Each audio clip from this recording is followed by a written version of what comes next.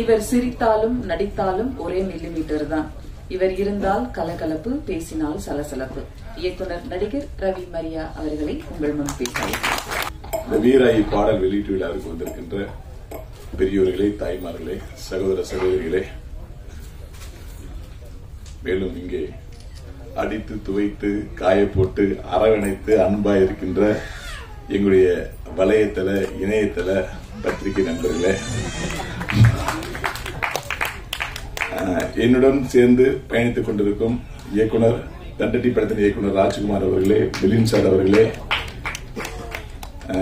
சாருடைய டிஸ்கஷன் நான் போயிருக்கேன். கோகுல் சார் டிஸ்கஷனுக்கெல்லாம்.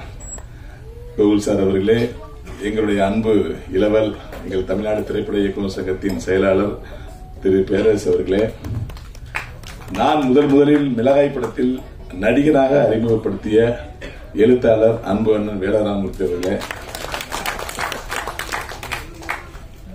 எமோஷனலா தான் இவங்க நடிப்பாங்க அப்படின்னு ஃபர்ஸ்ட் நாங்க மாயண்டி குடும்பத்தால கண்டுபிடித்த எமோஷனல் நாயகி தீபா சங்கர் அவர்களே, செந்தி அவர்களே, வீராயாக நடித்திருக்கும் பாண்டியம் அவர்களே, ஹீரோவா நடித்திருக்கும் சுரேஷ் நந்தா அவர்களே, இணை தயாரிப்பாளர்களே, என்னுடன் ஆசை படத்தில் முதலாக உதவி இயக்குநராக பணிபுரிந்த நாகராஜ் கருப்பையா அவர்களே, உங்கள் அத்தனை பேருக்கும் என்னுடைய முத்தான வணக்கங்களை தெரிவிக்கிறேன். இந்த வீராய் மக்கள் ஒவ்வொரு பிரேமும் எப்படி எடுக்கப்பட்டிருக்கும் அப்படின்னு எனக்கு தெரியும். ஏன்னா மாயாண்டி குடும்பத்தார் அப்படிங்கிற ஒரு மிகப்பெரிய காவியத்தை எல்லாரும் பார்த்திருப்பீங்க. அந்த படத்துல 10 இயக்குனர் சேர்ந்து நடிச்சோம். 10 இயக்குனரும் அவங்கவுங்க சீனை இந்த சீனை ஸ்கோர் பண்ணணும் சொல்லி ஒரு சேலஞ்ச் எடுத்து பண்ணோம். அந்த இடத்துல தீபாக்காங்க இருந்தாங்க. அவங்க சீன் எடுக்கும் போது ஒட்டுமொத்த யூனிட்டே ஸ்பாட்லயே எடுத்தோம். இது உண்மை, இது யாருமே மறுக்க முடியாது. அந்த மாயாண்டி குடும்பத்தார்ல மாயாண்டி மவனும் புரு பண்ணிட்டு போயிட்டான்னு ஒரு கதருவாங்க நடு ரோட்ல உட்காந்துட்டு. அந்த சீன் அந்த படத்தை அப்படி ஒழுக்கிருச்சு. அப்படி ஒரு ஆழமான நடிப்பவங்க தான் அவங்க.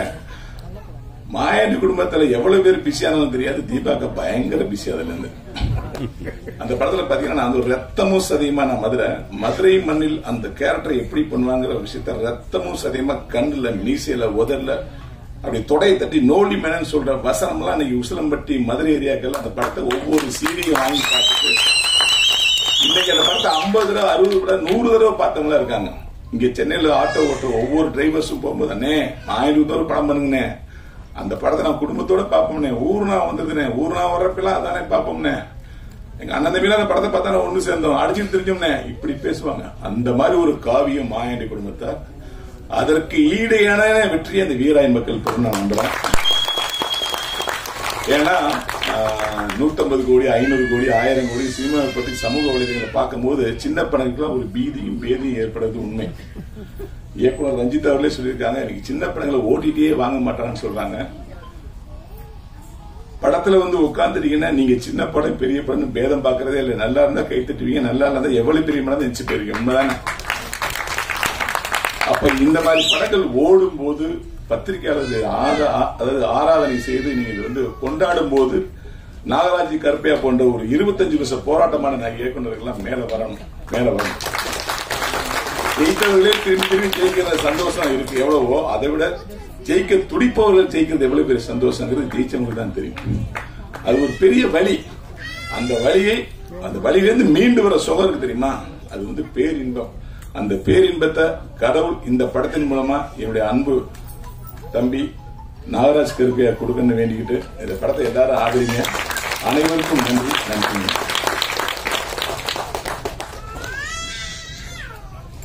நன்றி சார். அடுத்து நாம் பேசுகிறோம். காணி நில வேண்டும் பராசக்தி, அந்த காணி நிலத்திலேயே ஒரு மாளிகை கட்டித்தர வேண்டும்.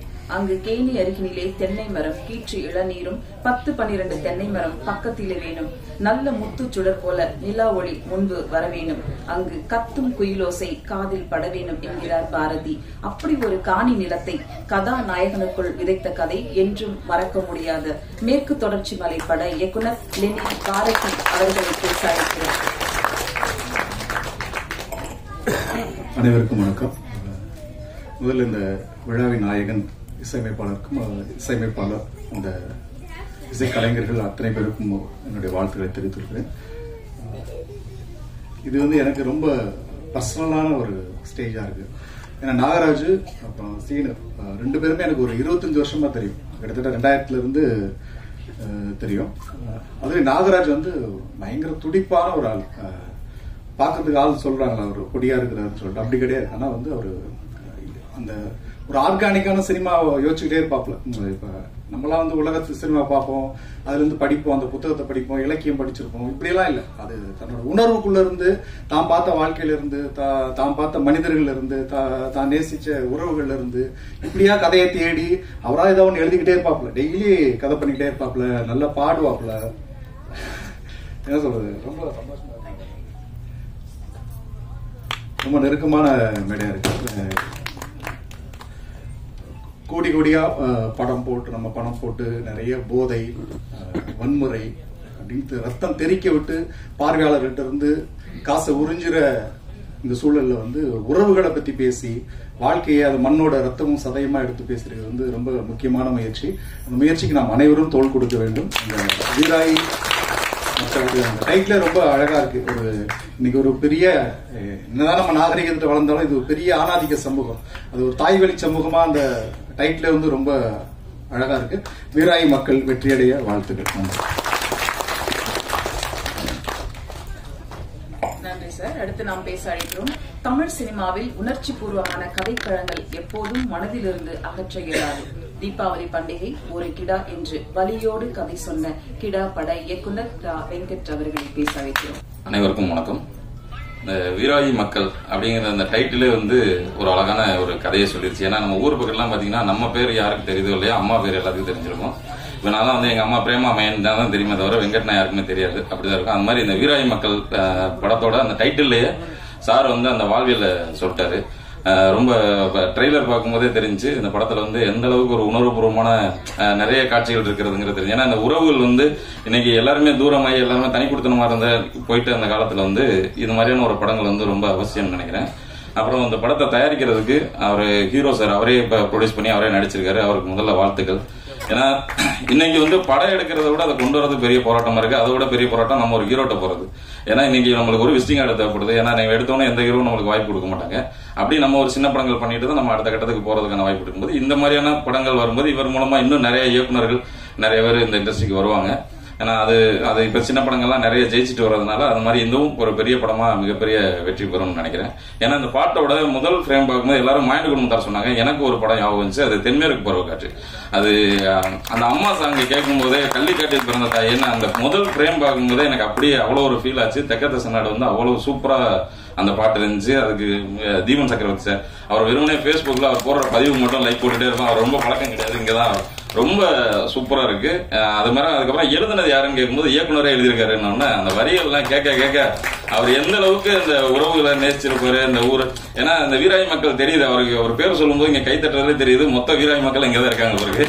அந்த அளவுக்கு ஒரு பெரிய ஒரு ஃபேமிலிய அந்த ஒரு சந்தோஷம் இருக்குல்ல. இவங்க முன்னாடி எல்லாம் நம்ம ஒரு மேடையில நிக்கிறதுக்கு தானே எவ்வளவு போராட்டம், எவ்வளவு அசிங்கதான் நம்ம அவமானத்தை சந்திச்சாலும் இந்த ஒரு கைத்தட்டல் இந்த அப்பா அம்மா முன்னாடி நம்ம சொந்தக்காரங்க முன்னாடி பரவாயில்ல போய் ஒரு வழியா டேரக்டர் ஆயிட்ட இருக்கு அப்படின்ற அந்த வார்த்தைக்கு தான் நம்ம இவ்வளவு போராடிட்டு இருக்கோம். அது நாகராஜ் சாருக்கு வந்து மிகப்பெரிய ஒரு வெற்றியை கொடுக்கும்.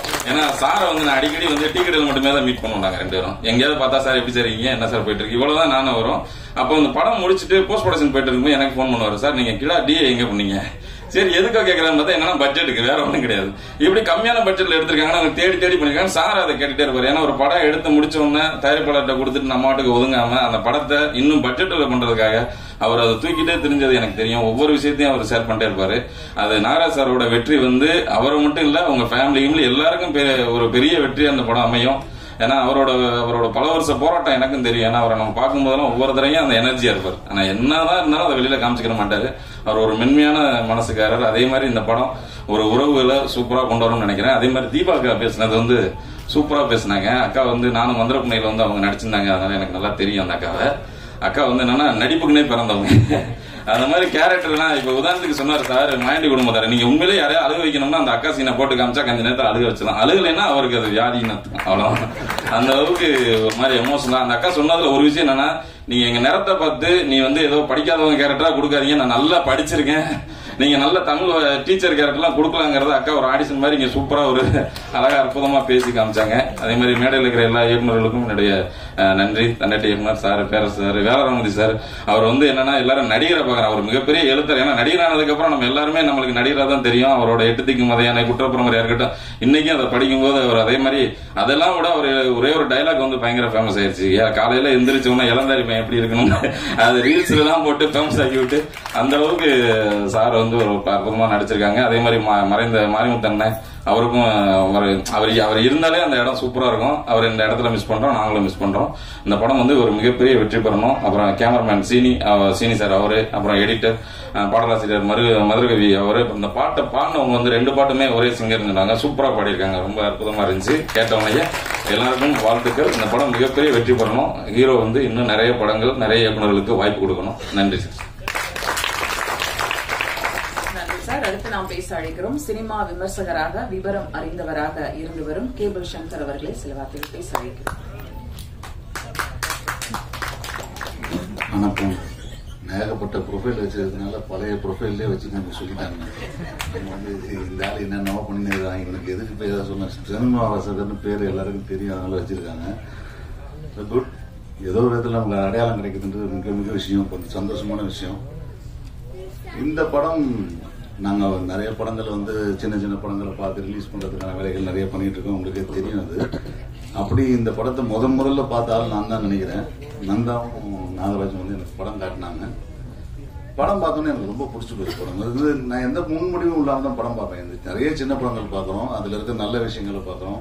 சிலது ஏதாவது முன்ன பின்ன இருக்கும், அதெல்லாம் உட்காந்து டைரக்டரோட டிஸ்கஸ் பண்ணி திருப்பி ரீஒர்க் பண்ணிலாம் வந்து படத்தை வாங்கி ரிலீஸ் பண்ணுற வேலையெல்லாம் பண்ணுறோம். நிறைய ஒரு வேலைகள் பண்ணிட்டு இருக்கோம். அப்படியான நேரத்தில் இந்த படத்தை வந்து காட்டினோன்னே ரொம்ப எமோஷனல் ஆயிடுச்சு இந்த படம் பார்த்துட்டு.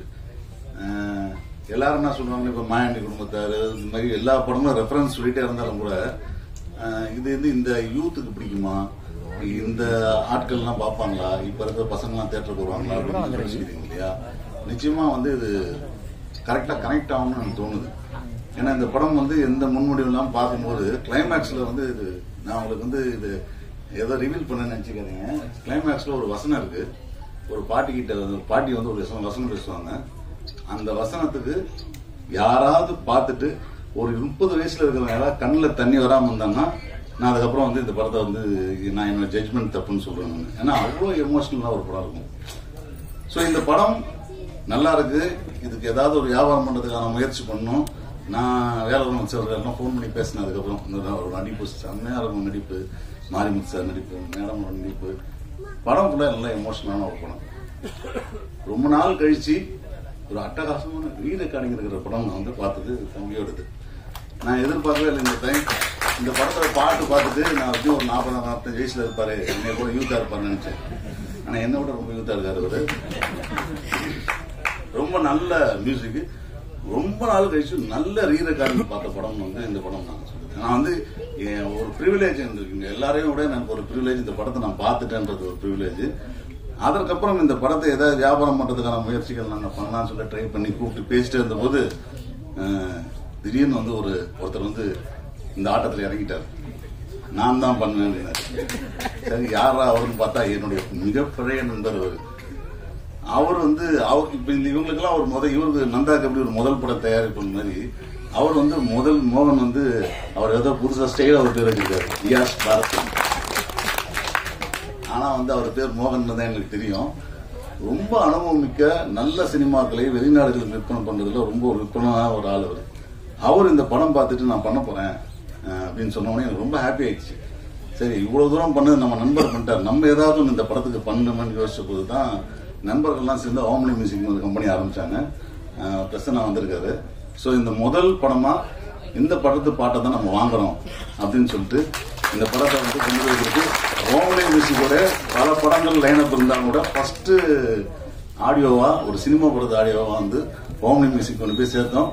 அது பிரசன்னா அப்புறம் வந்து நம்ம சத்யா இவங்கெல்லாம் வந்து பெரிய அளவுக்கு சப்போர்ட் பண்ணாங்க. அவங்களுக்கு இந்த பாட்டு வந்து உண்மையா சொல்ல போனா இந்த பாட்டுக்கு வந்து ரசிகர் வந்து எப்படி செக் பண்ணோன்னா பாட்டு அமைச்சிட்டோம். அவரு ஒரு நாளைக்கு வந்து சும்மா இந்த மாதிரி புதுசா ஒரு பாட்டு வந்திருக்குங்க கேளுங்கன்னு சொல்லிட்டு போட்டு கேட்டாரு. கேட்டுட்டு போயிட்டு அடுத்த நாள் சொன்னார், ஒரு பாட்டு அமைச்சிங்களே சார், அது ஒரு கிராமத்து பாட்டு, அது நல்லா இருக்கு அப்படின்னாரு. 1 நாள் கழிச்சு அவருக்கு சத்யான்னு ஒன்று நண்பர் இருக்காரு, அவரோட கார் அவரோட டிரைவர் இருக்காரு. அவர் வந்து இந்த படத்துல இன்னொரு பாட்டு இருக்கு சார், செம்ம பாட்டு அப்படின்னு. இது எந்த படமே தெரியாம ஒரு பாட்டு நல்லா இருக்குன்னு சொல்லி டெய்லி ஒரு 3-4 நாள்ல எல்லாரும் கேட்டு இதுதாங்க வீராயி மக்கள் சொன்னோன்னு அந்த படத்தை வாங்கலாம் முடிவு பண்ணிட்டாங்க. ஸோ ஒரு நல்ல படம், நல்ல விஷயம், அது கரெக்டா இருந்துச்சுன்னா ஆட்டோமேட்டிக்கா அதுக்கு என்ன நடக்கணுமோ அது தானா நடந்துருது. யாராவது ஒருத்தர் வருவாங்க, கேபிள் வருவாரு, மோகன் வருவாரு, வீரராமன் வருவாரு, யாராவது ஒருத்தர் வருவாங்க, அந்த படம் வந்து நடந்துடும். இவர் வந்து உண்மையாவே வந்து இவருடைய முதல் படம் நான் பார்த்திருக்கேன், அதுலயே பாட்டு நல்லா இருக்கும். நான் அப்பவும் அந்த படம் பார்த்துட்டு சொல்லியிருக்கேன், அந்த பாட்டெல்லாம் நல்லா இருந்துச்சு. படம் அந்த டைம்ல ரிலீஸ் பிரச்சனை அந்த மாதிரி நிறைய விஷயங்கள் இருந்துச்சு. இந்த படத்துக்கு அது நடக்காது கண்டிப்பா. நிச்சயமா இந்த படம் நீங்க படம் பார்க்கும்போது ஒரு எமோஷனல் படமா கண்டிப்பா இருக்கும், ஒரு ஒர்த்தான படமா இருக்கும். ஸோ அதுக்கு ஹோம்லி மியூசிக் சார்பாக என்னென்ன சப்போர்ட் கொடுப்பாரு, அதை பத்தி சொல்லுவாரு. பட் இந்த எமோஷனல் விஷயம் வந்து கிரிஞ்சு அப்படின்னு நிறைய பேர் சொல்லுவாங்க. உலகத்திலேயே கிரிஞ்சான விஷயம் ஆண் பெண் உறவு. உலகத்திலேயே ரொம்ப சுவாரஸ்யமான விஷயம் ஆண் பெண் உறவு.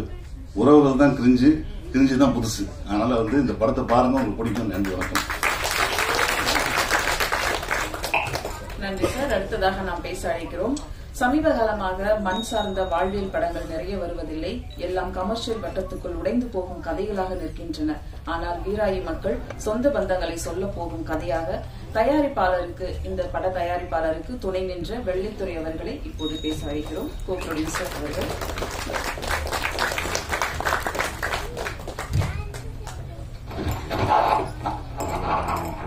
இங்கே கடலென திரளாக கூடியிருக்கும் அனைவருக்கும், மேடையை அலங்கரித்துக் கொண்டிருக்கும் நடிகை பெருமக்களுக்கும், தயாரிப்பாளர்களுக்கும் மற்றும் டைரக்டர் அவர்களுக்கும் என் முதல் கண் வணக்கத்தை தெரிவித்துக் கொள்கிறேன். நான் சிறு சிறு மேடைகளில் மட்டும் பேசியுள்ளேன். இன்று இவ்வளவு பெரிய மேடையை, அலங்கார மேடையை எனக்கு அமைத்துக் கொடுத்த எனது அன்பு தம்பி நடிகர் இளைய கதாநாயகன் சுரேஷ் நந்தா அவர்களுக்கும், என் கூட பிறகாத தம்பி டைரக்டர் நாகராஜ் அவர்களுக்கும் முதல் கண் வணக்கத்தை தெரிவித்துக் கொள்கிறேன். மற்றும் அவர்கள் குடும்பத்தாரர்களுக்கும், இப்படி ஒரு டைரக்டரை நம்ம உலகத்துக்கு அறிமுகப்படுத்திய அவர் குடும்பத்தாரர்களுக்கும் நன்றி தெரிவித்துக் கொள்கிறேன். மற்றும் நம்மளை விட்டு பிரிந்து சென்ற அண்ணன் மாரிமுத்து அவர்களுக்கும் அவர் குடும்பத்தார் அவர்களுக்கும் ஒரு நன்றி மனமாற தெரிவித்துக் கொள்கிறேன். ஏனென்றால் நான் சங்கரன்கோயில் தென்காசி மாவட்டத்தில் முழுவதும் இந்த படம் எடுக்கப்பட்டது. தம்பியும் நந்தாவும் சுரேசன் கதாநாயகன் வரும்போது என்னிடம் இந்த படத்தை பற்றி சொல்லி, ஆனா உங்க கிராமம் அழகா இருக்கு, இங்கேயே நாங்க எடுத்துக்கிறோம், உங்களுக்கு எங்களுக்கு வேணுங்கிற உதவிகளை செஞ்சு கொடுங்க அப்படின்னு கேட்டாங்க. நானும் சரி உங்களுக்கு வேணுங்கிற லொகேஷன்லாம் நல்லா இருக்கு, ஒரு 5-6 லொகேஷனை பார்த்து ஓகேன்னு சொல்லியாச்சு.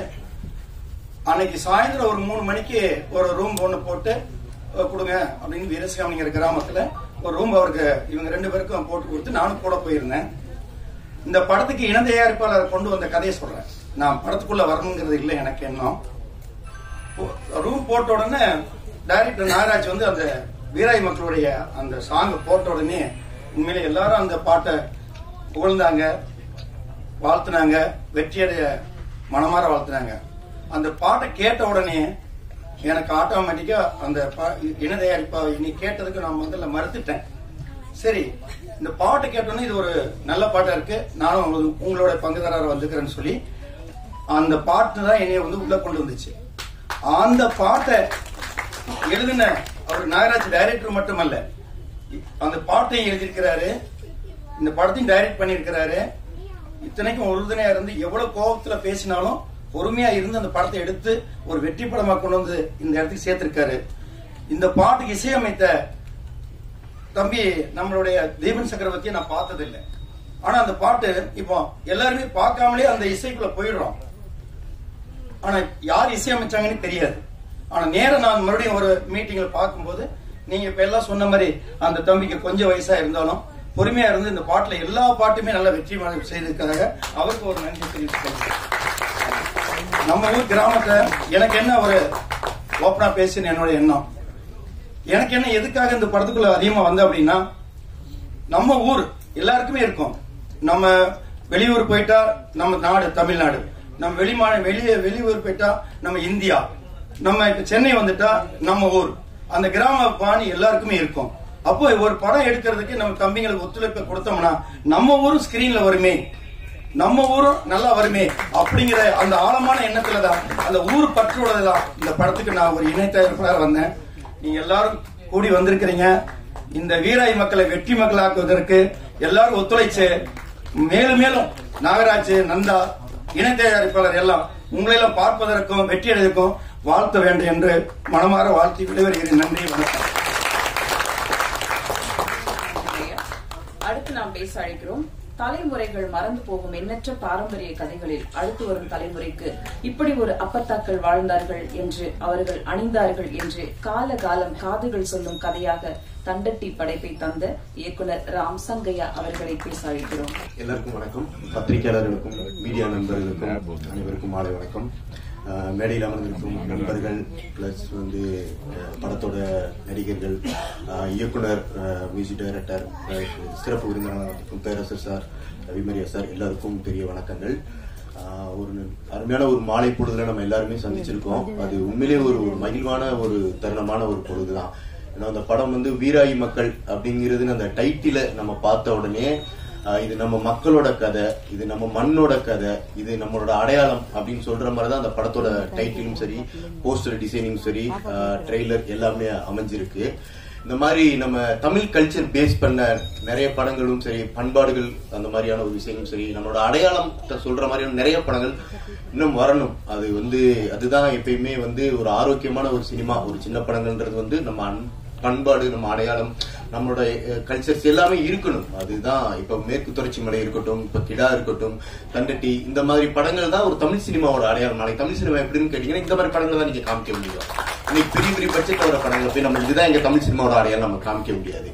ஆனா அதுல ஒரு பெரிய சவால் இருக்கு. இன்னைக்கு இந்த மாதிரி ஒரு கதையை எடுத்துக்கிட்டு அதை எழுதி அதை ஒரு ப்ரொடியூசர் பிடிச்சி அதை படமாக்கி ஒரு தியேட்டருக்கு கொண்டு போய் மக்களோட அங்கீகாரம் கிடைச்சு அது ஒரு ஃபர்ஸ்ட் வீக் முடிஞ்சு ஒரு செகண்ட் வீக் ரன் பண்ணணும் அப்படின்னா அது எல்லா படத்துக்கும் சரியா அமையறது இல்லை. ஏன்னா அதுக்கான என்ன காரணம் அப்படின்றது எல்லாத்துக்குமே தெரியும். அதை தாண்டி ஒரு படம் ஜெயிக்கணும் அப்படின்னா கண்டிப்பா அது ஒரு நல்ல ரைட்டிங் இருக்கணும். கண்டிப்பா இந்த படத்துக்கும் அந்த ஒரு நல்ல ரைட்டிங் இருக்கும் அப்படின்றத நான் நம்புறேன். நீங்க மீடியா, பத்திரிகையாளர் எல்லாருமே கொஞ்சம் இந்த படத்துக்கு சப்போர்ட் பண்ணி படத்தை கொஞ்சம் அடுத்த கட்டத்துக்கு நம்ம கொண்டு போகணும். ட்ரெய்லர் பார்க்கும்போதே தெரிஞ்சு ஒரு நல்ல சினிமா இது. கண்டிப்பா எப்படி மாயாண்டி குடும்பத்தாரோ அதே மாதிரி ஒரு நீண்ட இடைவெளிக்கு பிறகு ஒரு நல்ல சினிமா வருது அப்படின்னு நமக்கு ஒரு ட்ரெய்லர் பார்க்கும்போதே தெரிஞ்சு. படம் பார்த்தவங்க எல்லாருமே அதே தான் சொன்னாங்க. கண்டிப்பா அந்த படத்தை நம்ம கைவிட்டக்கூடாது. பத்திரிகையாளரும் சரி, மீடியாவும் சரி, கண்டிப்பா அந்த நல்ல படத்தை நம்ம அடுத்த கட்டத்துக்கு கொண்டு போகணும். எனிவே இயக்குனருக்கு வாழ்த்துக்கள், ப்ரொடியூசருக்கு வாழ்த்துக்கள், பிளஸ் மியூசிக் டைரக்டர் அவருக்கும் வாழ்த்துக்கள். நன்றி. மண் சார்ந்த இசையும் பாடலையும் வாங்கிய ஓம்லி மியூசிக் ஆடியோ பிரசன்னா அவர்களே சில வார்த்தைகள் பேச அழைக்கிறோம்.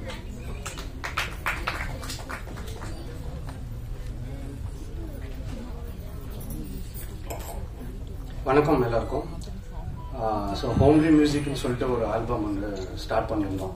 ஸோ கேபிள் சங்கர் சார் சொன்ன மாதிரி இண்டிபெண்ட் ஒரு ஆல்பம் பண்ணணும், அதை நம்ம ப்ரொமோட் பண்ணணும் அப்படின்ற மாதிரி தான் இதை ஸ்டார்ட் பண்ணோம். கடைசியில் அவர் வீராய் மக்கள் அப்படின்னு சொல்லிட்டு ஒரு அம்சா இருந்திருக்காரு, பாருங்க அப்படின்னு சொல்லிட்டு. கடைசியில் பார்த்தோன்னா நெஞ்சுக்குள்ளன்னு ஒரு சாங் கேட்டோடனே பார்த்தோன்னே ஒன்றும் புரியல.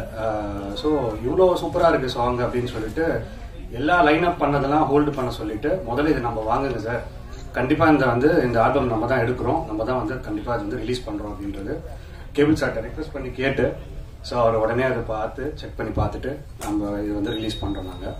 ஸோ ஆர்கானிக்கான படம் இந்த மாதிரி வர்றதுன்றது இப்போ ரொம்ப ஸ்டாப் ஆயிடுச்சு. ஸோ கண்டிப்பாக இந்த படம் நல்லா போகுன்றது பார்க்கும்போது தெரியுது. ஸோ டீமுக்கு எல்லாருக்கும் ஆல் தி பெஸ்ட். தேங்க்யூ. நன்றி. அடுத்ததாக மாடுகளின் மனசாட்சியாக, மக்களின் சாட்சியாக, மனித உணர்வுகளை அப்படியே உருக்க வைத்து படம் எடுத்த காரை இயக்குனர் ஹேமந்த் அவர்களை பேச அழைக்கிறோம்.